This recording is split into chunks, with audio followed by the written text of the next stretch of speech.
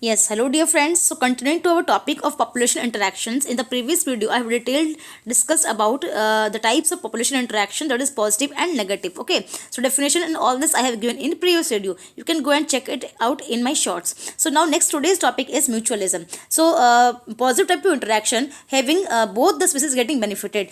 One of them is called mutualism. Mutualism, it means when the two species that are interdependent on each other shows benefits to each other, यानी कि gets benefited from each other, such type of relationship is called mutualism. देखिए mutualism एक ऐसा positive interaction है, एक ऐसा positive interaction या positive आप ये कह सकते हैं, दोनों के बीच में दो स्पीसीज जो हैं, दो इंडिविजुअल ऑर्गेनिजम्स जो आपस में एक दूसरे के ऊपर डिपेंड कर रहे हैं, तो उन दोनों के बीच में जब रिलेशनशिप ऐसा हो कि दोनों को ही फायदा हो रहा है, दोनों जो बोथ स्पीसीज हैं they are getting benefited from each other's presence.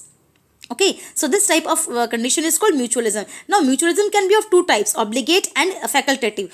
Obligate का मतलब होता है नॉन ऑप्शनल. नॉन ऑप्शनल का मतलब होता है कि एक स्पीसीज जो है वो दूसरी स्पीसीज के ऊपर सर्वाइव करती है, लेकिन उसके बिना वो रह ही नहीं सकती है. यानी कि यू कैन से कि एक स्पीसीज दूसरी स्पीसीज के बिना इनकम्प्लीट है, अधूरी है, अपनी लाइफ पूरी ही नहीं कर सकती है.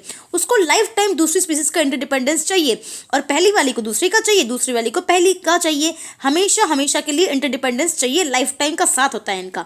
तो ऐसा म्यूचुअलिज्म कहलाता है ऑब्लिगेट या फिर non optional type of mutualism.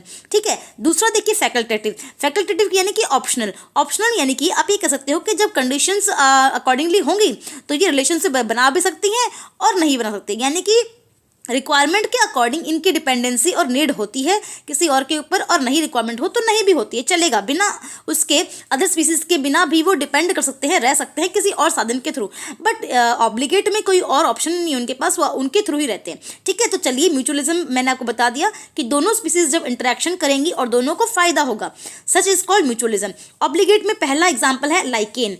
As you all know lichen क्या होता है? एल्गी प्लस फंगाई का एसोसिएशन है ना. जब एल्गी फंगाई के साथ में रहती है तो इस एसोसिएशन को क्या कहते हैं? लाइकेन कहते हैं. अब देखिए एल्गी क्या है? प्लांट है. फंगाई क्या है? सैप्रोफाइट है. तो फंगाई क्या करेगा? नाइट्रोजन को एब्जॉर्व करेगा, नाइट्रोजन को एल्गी को देगा, और एल्गी क्या करेगी? फोटोसिंथेसिस करेगी, है ना, और फूड बना के फंगाई को देगी. यानी कि आपस में दोनों ही इंटरलिंक्ड हैं. सच relationship is called lichen and this relationship is a mutualism. ये म्यूचुअलिज्म का एक एग्जांपल है. सेकंड है माइकोराइजा. माइकोराइजा क्या है? Mycorrhiza is also an association of roots of higher plants with fungi. Fungi के साथ जब इंटरेक्शन में बहुत सारी हायर प्लांट्स की रूट रहती हैं या फिर हायर प्लांट्स के रूट में फंगाई रहता है तो वो माइकोराइजा कहलाता है. इसी प्रकार ऑफायरस है ना एंड कॉल्पामोथ, ये दोनों भी आपस में सुडो कॉपुलेशन करते हैं. फिग ट्री और वास्प ये भी आपस में करते हैं, ऐसा है ना. तो ये सारे के सारे ही ऑब्लिगेट नॉन ऑप्शनल म्यूचुअलिज्म के एग्जांपल्स हैं. Thank you so much.